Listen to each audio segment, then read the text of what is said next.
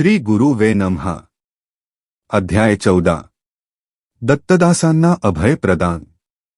मी शंकर भट्ट थोडे दिवस प्रवास करून मुंताकल्लू या गावी पोचलो। वाटसरूंना विचारले तेव्हा कळले की अजून थोड्या दिवसातच कुरवपूरला पोहोचे। श्रीपाद प्रभूच्या सगुण स्वरूपाच्या दर्शनाची मला ओढ लागली होती। ज्या मार्गावरून मी जात होतो त्याच मार्गावरून एक व्यक्ती हातात ताडीचे पात्र घेऊन येत होता। मला त्या ताडीचा वास असह्य होत होता। तो टाळण्यासाठी मी श्रीपाद प्रभूचे स्मरण करीत वेगाने पुढे चाललो होतो। ती व्यक्ती सुद्धा आपला वेग वाढवून माझ्या जवळ येऊन पोहोचली। त्याने विचारले, मी तुझ्याकडे येत असताना तू असे दूर जाणे योग्य आहे का? मी तेवढ्यात म्हणालो, हे तू कोण आहेस, तुझे माझ्याशी काय काम आहे? यावर तो जोरात हसला। त्याच्या ताडीचा उग्र वास आला। मी कोण आहे ते जाणून घेण्या अगोदर तू कोण आहेस? कोठून आलास? कोणीकडे चाललास हे जाणून घेणे योग्य आहे। ताडी विकणारे सुद्धा वेदांतावर बोलण्या एवढे समर्थ आहेत वाटतं। त्याने रस्त्यावरून येणाऱ्या लोकांना हाका मारून बोलावून घेतले। तेथे लोकांचा जमाव झाला। त्यांना तो ताडीवाला गृहस्थ म्हणाला, मित्रांनो, मी या प्रांतात ताडी विकणारा आहे। मी धर्माने जगतो। ताडीचे झाडच मला कल्पवृक्ष आहे। मी झाडावर चढून ताडी आणि पर्यंत हा ब्राह्मण माझी वाट पाहत उभा होता। मी ब्राह्मण असून सुद्धा ताडी पिण्याची मला सवय आहे। परंतु माझ्याकडे तुला देण्यास पैसे नाहीत। थोडी ताडी देऊन पुण्य प्राप्त कर असे तो म्हणाला। मी नाही म्हणालो। परंतु जेव्हा मी तयार झालो तेव्हा लोकांची ये जा सुरू झाली। 4 लोकांसमोर ताडी पिल्याने ब्राह्मणत्वाला दोष लागेल असे वाटून तो नाही म्हणतो आहे। आता माझा वचनभंग होऊन मी महापापी होणार। खरे पाहता आमच्या कुलात ही खूप मोठी संधी आहे। अमूल्य अशी ताडी ब्राह्मणास पिण्यास देण्याने विशेष पुण्य लाभेल या माझ्या आशेवर याने पाणी फेरले। हे पूज्य लोक हो, तुम्ही या ब्राह्मणाला धर्मोपदेश करा आणि पापापासून माझे या रक्षण करा। तेथे जमलेले सारे लोक ताडी विकणारे गौड लोकच होते। त्यांनी त्या ताडीवाल्यास दुजोरा दिला आणि त्या ताडीवाल्याने मला ताडी बळजबरीने पाजविली। त्यानंतर सगळे लोक निघून गेले। मी अत्यंत दुःखी झालो। उत्तम ब्राह्मण कुलात जन्मून नीच अशी ताडी प्यालो। माझे ब्राह्मणत्व नष्ट झाले। परमपवित्र अशा श्रीपादाचे मुख कमल आता कसे पाहू? जळल माझ कर्म, नशीब माझे। माझ्या कपाळी विधिलेखच असा होता तेव्हा वेगळे कसे होणार? माझे पाय लडखडू लागले। तोंडाला असह्य वास येत होता। माझ्या नशिबाला दोष देत श्रीपादांचे नाव घेत चालू लागलो। मार्गात एक तपोभूमी दिसली। तेथे कोणी महात्मा राहत होते। त्या पवित्र भूमीत पाऊल टाकण्यास मला लाज वाटत होती। मी माझ्या रस्त्याने चाललो होतो। तितक्यात माझ्या पाठीमागून आवाज आला, अरे शंकर भट्टा, थांब, तुला आश्रमात घेऊन येण्याची दत्तानंद स्वामींची आज्ञा आहे। मी दैवाची लीला पाहून चकित झालो। मला श्री दत्तानंद स्वामींच्या पुढे आणून उभे केले। करुणाभरित नेत्रांनी माझ्याकडे पाहून लवकर स्नान करून येण्यास त्यांनी सांगितले। स्नानानंतर मला मधुर फळे खाण्यास दिली। श्री स्वामींनी मला जवळ बोलावून म्हटले, अरे शंकर भट्टा, दत्तात्रेयांच्या 9व्या अवतारातील श्रीपाद श्रीवल्लभांची तुझ्यावर केवढी करुणा दृष्टी आहे। त्यांनी तुला आपल्या अमृत हस्तानी अमृत पाजवले। त्यांना तू गौड कुलातील ताडी विकणारा समजलास। त्यांनी दिलेल्या अमृताला भ्रमाने ताडी समजलास। कितीही भ्रामकता! मी पाहिलेले सर्व प्रसंग माझ्या नजरेसमोर एक एक येऊ लागले। त्यानंतर अनंत चैतन्य शक्ती महासागरातील असंख्य लाटा माझ्यावर येऊन आदत असल्याचा अनुभव येऊ लागला। अनंत अशा त्या सत्ता शक्तीमध्ये अत्यंत हीन अत्यल्प असणारा माझा अहंकार नष्ट झाला। मी म्हणजे काय हे समजत नव्हते आणि समजणारे नव्हते। एका दिव्य आनंदामध्ये मी बुडून गेलो होतो. माझ्यामध्ये परिमित असणारा मी नष्ट होऊन समस्त सृष्टी स्वप्नच असल्याप्रमाणे वाटत होती. तेवढ्यात स्वामींनी माझ्यावर मंगल जल प्रोक्षण केले. त्यांच्या दिव्य हस्ताने पवित्र भस्माचे माझ्या कपाळावर लेपन केले. मी प्रकृतीच्या अधीन झालो. काही क्षण मी दिव्यानंदाचा अनुभव घेत होतो. प्रकृतिस्थ असणारा मी लगेच स्थूलतत्वात हस्त जात असल्याचे लक्षात आले. श्री स्वामी म्हणाले, पूर्वीच्या एका जन्मात तू गौड कुळात होतास. जास्त प्रमाणात ताडीचे सेवन करीत होतास. तुझी ताडी पिण्याची इच्छा बाकी होती. श्रीपाद प्रभूचा अनुग्रह नसता तर तुला ती वाईट सवय लागली असती व तू पतित झाला असतास. तुझ्या पत्रिकेत अनेक गंडांतरे आहेत, परंतु श्रीपाद प्रभूच्या अमृत्यू दृष्टीने त्यांचा तुझ्या कळत परिहार होतो. श्री गुरूंच्या महिमेचे कोण वर्णन करू शकतो. वेद सुद्धा नेती नेती म्हणत मौन झाले. यावर मी म्हणालो, श्रीपाद प्रभू सारखे म्हणतात की ते नृसिंह सरस्वती रूपाने अवतार घेणार आहेत. त्यांच्या लीलांमधील गर्भित अर्थ जाणून घेण्याची माझी इच्छा आहे. हे ऐकून स्वामी म्हणाले, वेदऋषींचे तत्ववेत्तेपणाचे ते प्रमुख लक्षण आहे. अध्यात्म्यातील दडलेली सत्यवचने त्यांच्या सहज सोप्या शब्दांमध्ये संतांनी सांगितली आहेत. हेच आत्मसत्य. वस्तुतः कर्मकांडाला अनुसरून व्याख्या करताना आत्मसत्यालाच सत्य, यज्ञ, जल, अन्न असे वेगवेगळे संबोधन केले आहे. अशा प्रकारांनीच सरस्वती शब्दाचे सुद्धा फार वैशिष्ट्य आहे. सरस्वती नदी अंतर्वाहिनी आहे. हिचे वर्णन करताना सत्यवाक्यांचा बोध करणारी, महार्णवाची माहिती समजावून देऊन आपल्या चित्ताला प्रकाशित करणारी असल्याचे सांगितले आहे. श्री गुरु म्हणजे एक प्रबोध शक्ती, प्रबोधिनी प्रवाह. त्यांची सत्यवाणी आपल्या चित्ताला प्रकाशित करते, तसेच परमसत्य आणि अंतज्ञान आपल्यात स्थिर करते. वेदातील यज्ञ हे अंतःप्रवृत्तीचे बाह्य प्रतीक आहे. यज्ञद्वारा मानव त्याचे जे स्वतःचे असते ते देवाला अर्पण करतो. त्याला प्रत्युपकारा प्रीत्यर्थ देवता गोधन, अश्व देतात. गोधन म्हणजे तेज संपदा, अश्व म्हणजे शक्ती संपदा. याप्रमाणे देव आपणास तपशक्ती, प्रसाद देतात. वेदातील ज्ञान योग्य असणाऱ्यांनाच समजावे म्हणून अत्यंत गुप्त ठेवले आहे. औदुंबर वृक्षाला दिलेले वरदान. नृसिंह सरस्वतींच्या अवताराचे वैशिष्ट्य. श्रीमहाविष्णू हिरण्यकश्यपूचा संहार करण्यास औदुंबर वृक्षाच्या लाकडी खांबातून नरसिंहांच्या रूपात प्रकट झाले. त्यांनी प्रल्हादाचे रक्षण केले आणि हिरण्यकश्यपूच्या वधानंतर त्याला राज्यावर बसविले. काही कालानंतर दुभंगलेल्या त्या खांबाला पालवी फुटू लागली आणि पुढे त्याचेच औदुंबराच्या वृक्षात रूपांतर झाले. प्रल्हाद विस्मित होऊन त्या औदुंबराच्या वृक्षाची पूजा करू लागला. प्रल्हादाला एकदा औदुंबराच्या झाडाखाली ध्यानस्थ अवस्थेत बसलेल्या दत्तात्रेयांनी दर्शन दिले होते व ज्ञानबोध केला.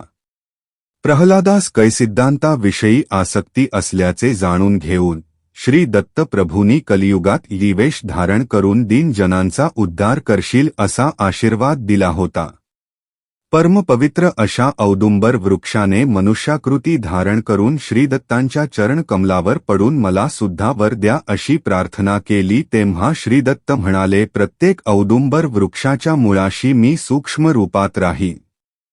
तुझ्यामधून नरसिंह देव प्रकट झाल्यामुळे कलियुगात मी नृसिंह सरस्वती नाम धारण करून अवतार धारण करीन, असे माझे वचन आहे.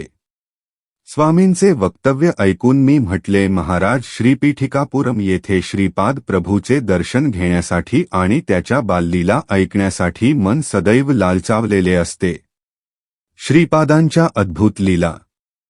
स्वामी म्हणाले, लहानपणी मला स्पष्ट बोलता येत नसे. शब्द तोत्रे येत. त्यामुळे सगळी मुले माझी थट्टा करीत. मला एक अनामिक आजार झाला. 5 वर्षापासून तो वाढू लागला. 1 वर्ष लोटल्यावर 10 वर्षे उलटल्यासारखे झाले. मी 10 वर्षाचा झालो तेव्हा 50 वर्षाची लक्षणे दिसू लागली. त्यावेळी बापनार्युलू पीठिकापुरम येथे यज्ञ करीत होते. माझ्या वडिलांनी यज्ञासाठी मला नेले होते. त्यावेळी त्यांचे वय 6 वर्षापेक्षा जास्त नव्हते. यज्ञासाठी लागणारे तूप जमा करून ठेवले होते. ते एका वयस्क ब्राह्मणाच्या स्वाधीन केले होते. तुपातील 1/3 भाग तो ब्राह्मण घरी लपून ठेवून उर्वरित 2/3 2/3 भाग यज्ञासाठी आणीत असे. यज्ञाला प्रारंभ झाला, परंतु तूप थोड्या वेळातच संपत आले. त्यावेळी तूप तयार करणे कठीण होते. हा चिंतेचाच विषय होता. श्री बापनार्युलूंनी श्रीपादांकडे हेतुपुरस्सर पाहिले. तेव्हा श्रीपाद म्हणाले, काही चोर माझे धन अपहरण करण्याची योजना करीत आहेत, परंतु मी त्यांचे प्रयत्न सफल होऊ देणार नाही. योग्य वेळीच त्यांना शिक्षा देईन. त्याच्या घरी पत्नीबरोबर शनिदेवाने राहावे अशी आज्ञा करतो आहे. ते वेढे बोलणे झाल्यावर श्रीपादांनी त्या वृद्ध ब्राह्मणाला बोलावून ताडपत्रीवर असे लिहून दिले, आई गंगामाते, यज्ञाच्या निर्वाहनासाठी लागणारे धृत द्यावे. तुझी बाकी माझे आजोबा वेंकटप्पय्या श्रेष्ठी देऊन टाकतील. ही श्रीपाद वल्लभांची आज्ञा आहे. पत्र त्यांनी श्रेष्ठींना दाखविले. त्यांनी ते मान्य केले. त्या वृद्ध ब्राह्मणाबरोबर 4 ब्राह्मण पादगया तीर्थावर गेले. ते पत्र तीर्थराजाला समर्पित केले आणि त्यांनी नेलेल्या पात्रात तीर्थाचे जल भरून घेतले.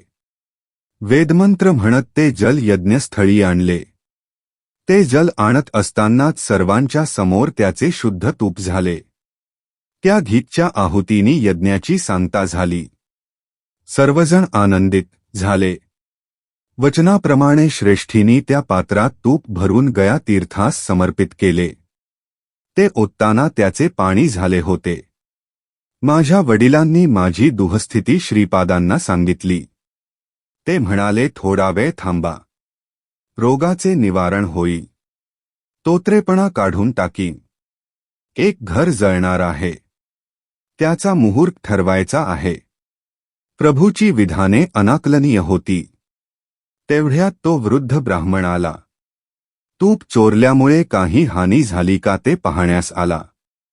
काही झाले तरी श्रीपादांच्या दर्शनाने चांगलेच घडेल असा त्याला दृढ विश्वास होता. श्रीपाद प्रभू त्यास म्हणाले, आजोबा, तुम्ही मुहूर्त शास्त्रात पारंगत आहात. एका घराला परशुराम प्रीती नष्ट करायची आहे, त्यासाठी योग्य मुहूर्त काढायचा आहे. तेव्हा तो वृद्ध ब्राह्मण म्हणाला, गृहनिर्माणासाठी भूमिपूजनासाठी मुहूर्त असतात, परंतु गृहदाहाला मुहूर्त नसतात. श्रीपाद म्हणाले, चोरी करायला गृहदाहाला मुहूर्त कसे नसतात? तो वृद्ध ब्राह्मण म्हणाला, तसे मुहूर्त असल्याचे मी ऐकले नाही.